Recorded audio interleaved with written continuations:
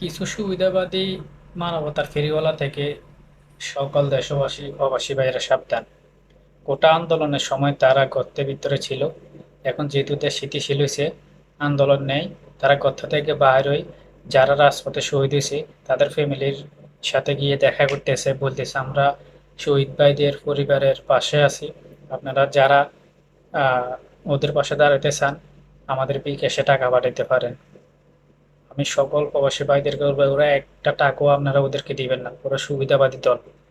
ওরা আপনারা যদি 50,000 টাকা পাঠান, ওরা 20,000 টাকা ওদের হাতে দিয়ে 30,000 টাকা ওদের পকেটে রেখে দেবে।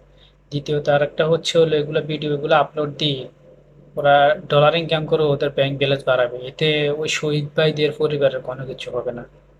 যখন আন্দোলনে ছিল তখন এই মানবতার ফেরিওয়ালারা কই ছিল?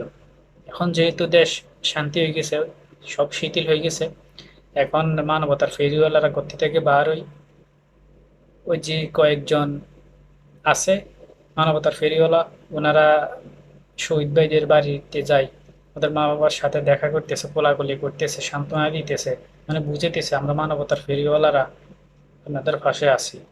ওদের এই সুবিধাবাদী চিন্তা ভাবনা থেকে আপনারা সরে আসেন, ওদের পাশে আপনারা যাইেন না।